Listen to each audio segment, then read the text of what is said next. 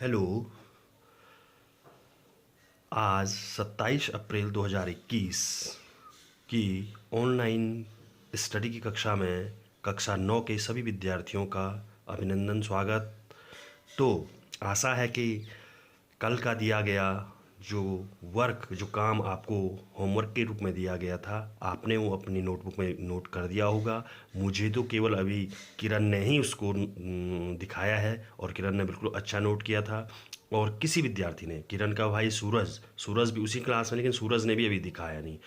और अन्य बच्चे जो भी हमारे इस ऑनलाइन ग्रुप में जुड़े हुए हैं, विशाल और जक्की जक्की जक्की भी अभी तक काम नहीं दिखाया। तो सभी बच्चे जितने भी हमारे इस ग्रुप में जुड़े हैं, आज उससे आगे बढ़ते हुए आज के क्रम में, तो कल हमने क्या पढ़ा था?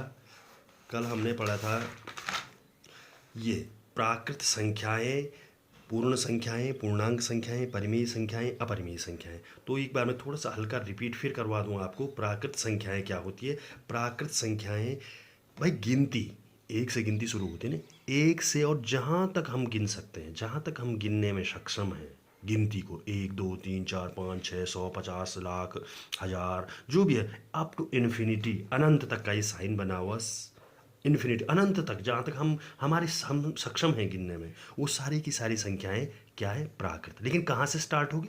वन से, एक से। पूर्ण संख्याएं, जब इसी प्राकृत संख्याओं का जो एक ग्रुप है, जो समूह है, इसमें पहले अगर हम जीरो लगा लेते हैं, केवल शून्य ऐड कर देते हैं, तो वो पूर्ण संख्याओं का समूह कहलाने लगता है।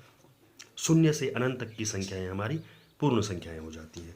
फिर पूर्णांक संख्याएं, पूर्णांक संख्याएं क्या है? शून्य से और अनंत तक तो हमारी पूर्ण हो गई, लेकिन शून्य से पहले भी कुछ संख्याएं हैं। जैसे हमने पढ़ा है, ऋण 5, ऋण 1, ऋण 3, ऋणात्मक संख्याएं जो होती है वो भी इन्फिनिटी तक होती है। ऋण 1, ऋण 2, ऋण 3, वापस पीछे को, ऋण 5, ऋण 15, ऋण 100, ऋण 1000, ऋण लाख, ऋण, तो अनंत तक, मतलब इन्फिनिटी के ऋणात्मक से पॉजिटिव के ऋणात्मक, धनात्मक के इन्फिनिटी तक जो संख्याएं होती हैं वो सारे इंटीजर्स होती हैं, पूर्णांक होती हैं।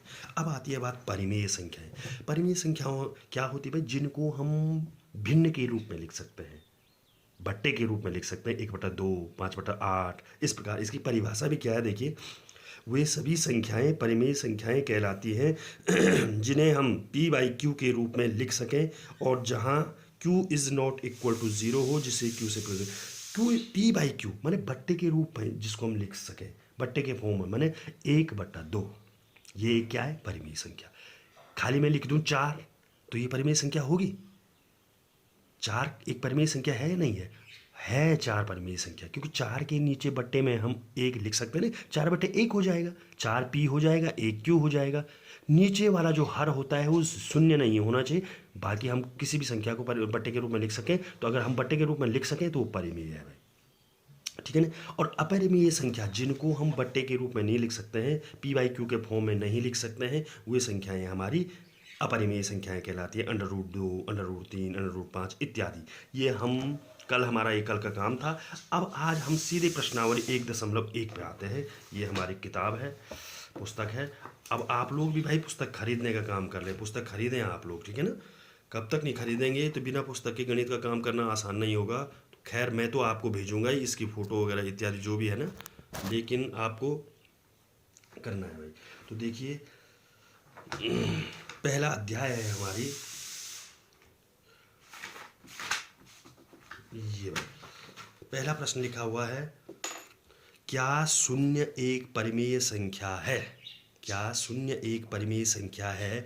क्या इसे आप p/q के रूप में लिख सकते हैं? अभी मैंने आपको बताया था भाई कि जो परिमेय संख्या किसे कहेंगे, जिसको हम p/q के रूप में लिख सकें, वो परिमेय संख्या होगी, ठीक है ना। तो शून्य शून्य के लिए पूछा, शून्य एक परिमेय संख्या हो सकती है। शून्य को हम p/q के रूप में लिख सकते हैं। शून्य को हम ऐसे लिख सकते हैं, देखिए ये शून्य लिखा है, शून्य को मैं 0/1 लिख सकता हूँ, 0/1 लिखूंगा, उसका मान भी शून्य ही होगा। तो ये शून्य हो गया मेरा p, और ये 1 हो गया मेरी q। नीचे जीरो नहीं होना चाहिए, q is not equal to zero.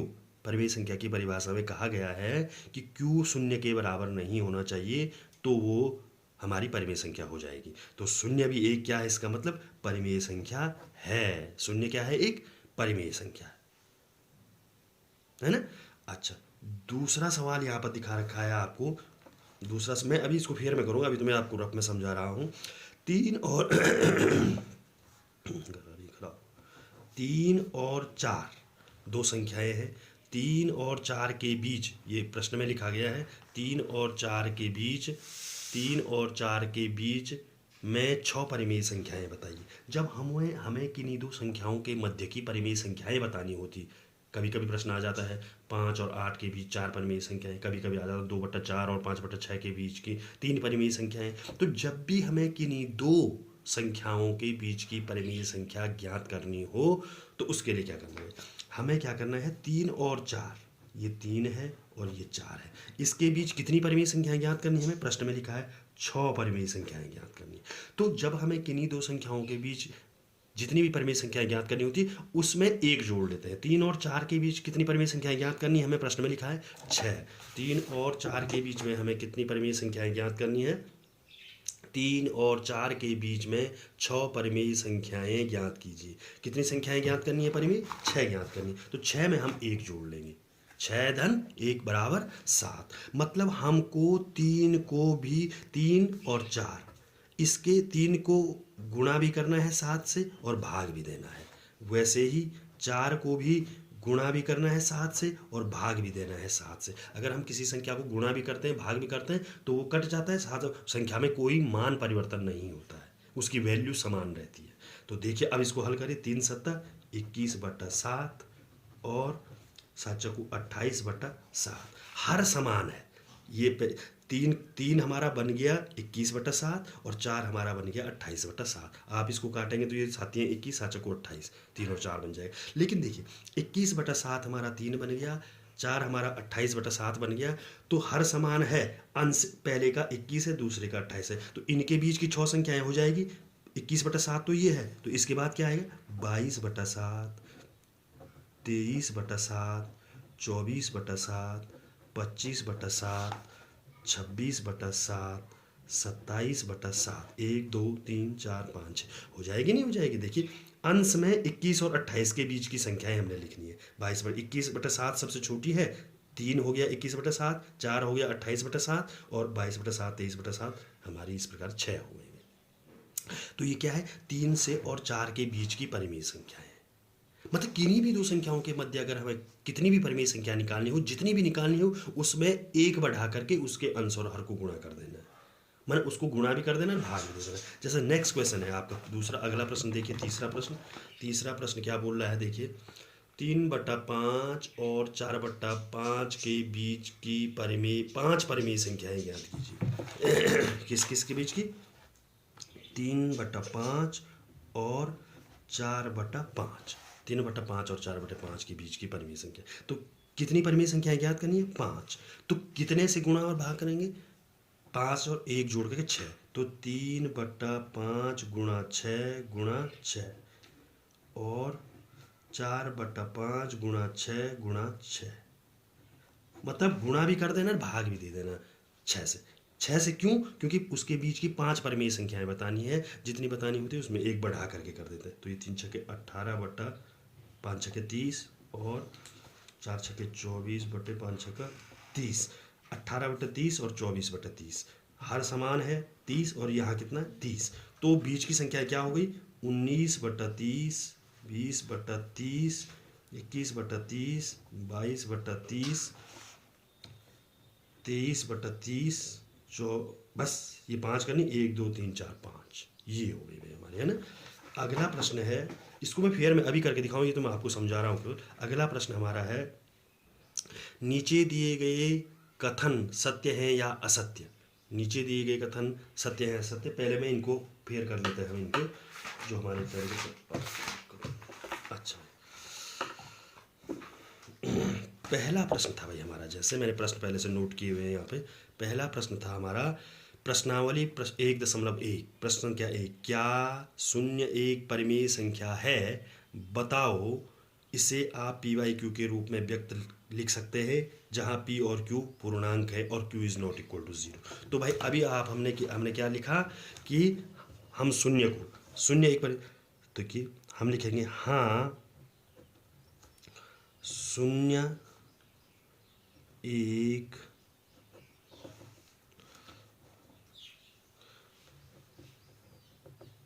परिमेय संख्या है, क्योंकि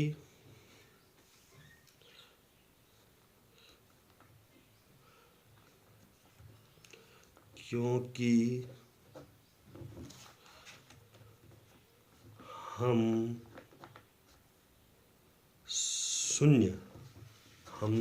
शून्य को 0/1 के रूप में भी लिख सकते हैं। 0/1 से तात्पर्य 0/1 से तात्पर्य P/Q के रूप में लिख सकते हैं। तो कुल मिला कहने का मतलब है शून्य एक परिमेय संख्या है या नहीं। हाँ, शून्य एक परिमेय संख्या है, क्योंकि हम शून्य को P/Q के फॉर्म में लिख सकते हैं। कैसे लिख सकते हैं वो हमने यहाँ पर दिखाया। 0/1 कर दिया, हर में 1 आ जाएगा और ऊपर शून्य ही रहेगा, तो P/Q के रूप में हो जाए। जहाँ Q is not equal to, जो हर में शून्य नहीं होना चाहिए, अंश में हो जाए कोई बात नहीं, लेकिन नीचे हर में नहीं होना चाहिए। ये पहला है। दूसरा, 3 और 4 के बीच की 6 परिमेय संख्या है। जैसे अभी हमने वहाँ पे काम किया था, तो आप यहाँ पर भी देखिए हल कैसे करेंगे। 3 और 4 के बीच में 6 परिमेय संख्याएं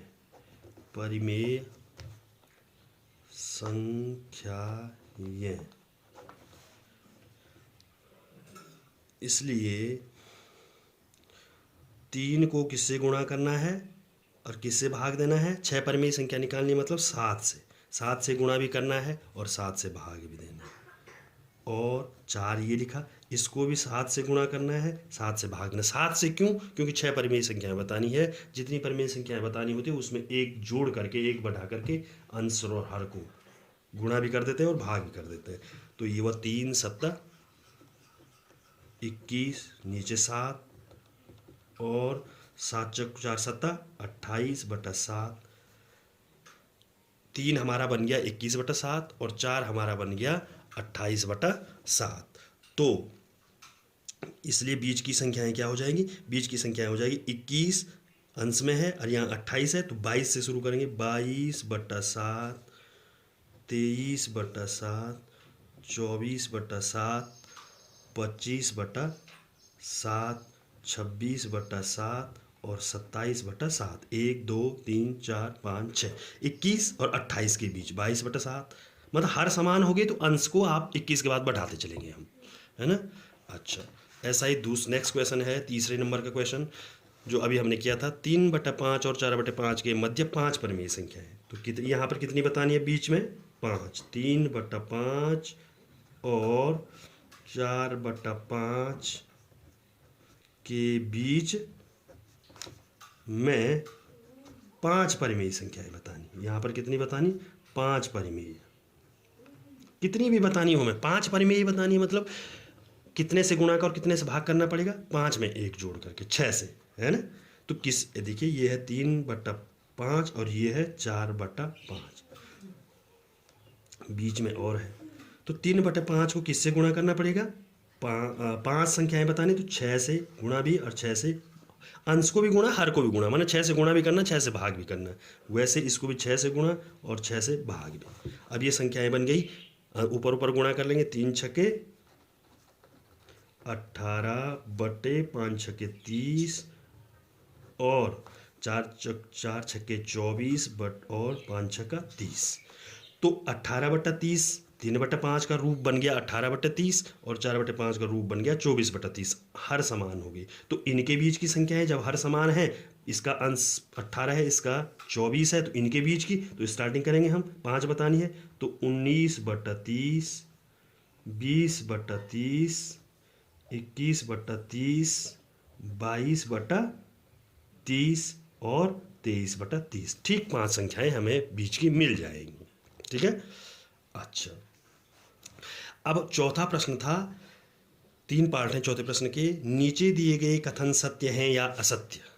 केवल सत्य और असत्य बताने, कारण के सहित अपने उत्तर दीजिए। पहला प्रश्न है, क्या है किताब में, प्रत्येक प्राकृत संख्या एक पूर्ण संख्या होती है। मैं लिख रहा हूं यहां पर, प्रत्येक प्राकृत संख्या एक पूर्ण संख्या होती है। तो इसका जवाब क्या होगा? प्राकृत संख्या पूर्ण संख्या होती है। प्राकृत संख्याएं कौन होती है? 1 से लेकर के अनंत तक, और पूर्ण संख्या 0 से लेकर के अनंत तक। तो सभी प्राकृत संख्याएं वो एक पूर्ण संख्या भी होगी? तो बिल्कुल होंगी भाई, क्योंकि सभी प्राकृत संख्या, जो सारी की सारी प्राकृत संख्याएं वो पूर्ण संख्याओं के समूह में आ जाती है। केवल सभी पूर्ण संख्याएं प्राकृत नहीं हो सकती है, क्योंकि 0 प्राकृत नहीं है, पूर्ण है। और 1 से लेकर अनंत तक तो सभी क्या है? हमारी प्राकृत संख्या। हाँ, प्रत्येक प्राकृत संख्या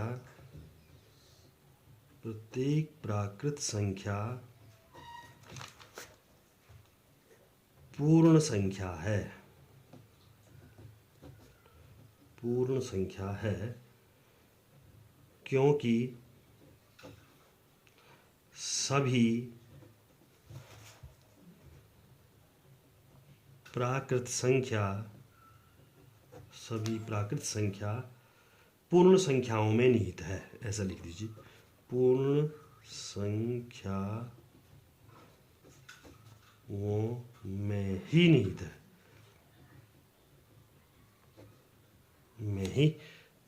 है, है ना। अगला प्रश्न है, प्रत्येक पूर्णांक एक पूर्ण संख्या है।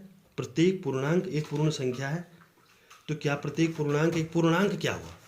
पूर्णांक हुआ धनात्मक पूर्णांक, शून्य और ऋणात्मक पूर्णांक।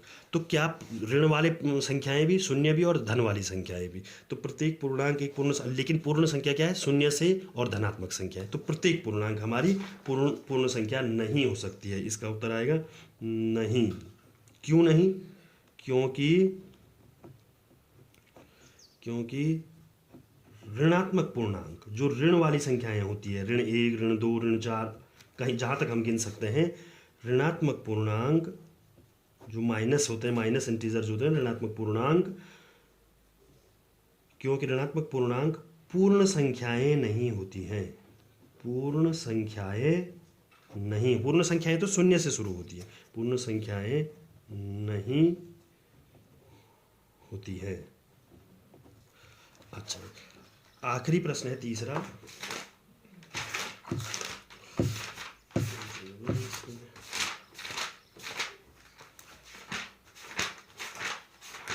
तीसरा प्रश्न है हमारा, चौथे का तीसरा पार्ट है ना, लास्ट इस प्रश्नावली का। प्रत्येक परिमेय संख्या एक पूर्ण संख्या होती है। प्रत्येक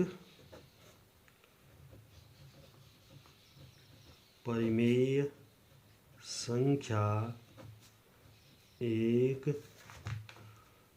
पूर्ण संख्या होती है। हमसे पूछा गया कि इस गलत कथन है या सही कथन है? तो क्या प्रत्येक परिमेय संख्या पूर्ण संख्या होती है? पूर्ण संख्या कौन होती है भाई?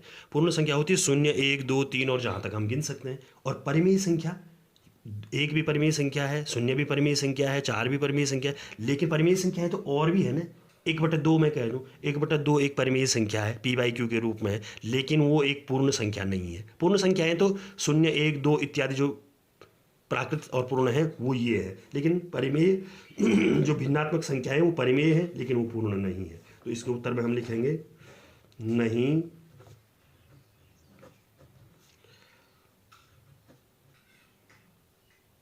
प्रत्येक परिमेय संख्या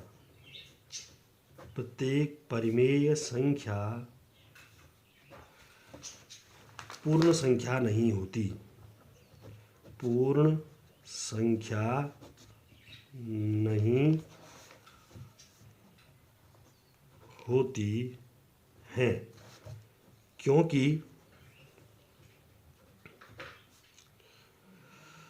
जैसे 1/2 एक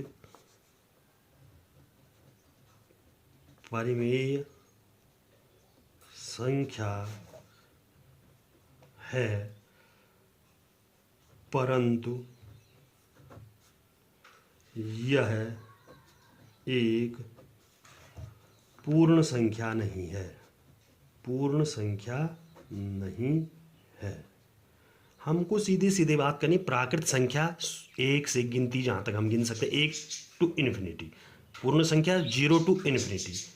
पूर्णांक संख्याएं शून्य भी, धनात्मक पूर्णांक भी और ऋणात्मक पूर्णांक। परिमेय संख्याएं भिन्नात्मक संख्याएं। तो ये रहा हमारी आज की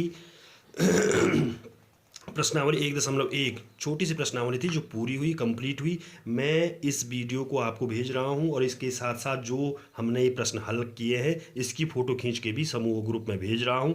आपको कल दिन के 2 बजे से 2 बजे तक मेरे को ये काम करके चेक करवा देना, ये भी और पिछला कल का काम भी, तभी मैं अगला काम आपको दूंगा। सिंसियर होकर के आपको ये काम करना है, ठीक है? Okay, thank you.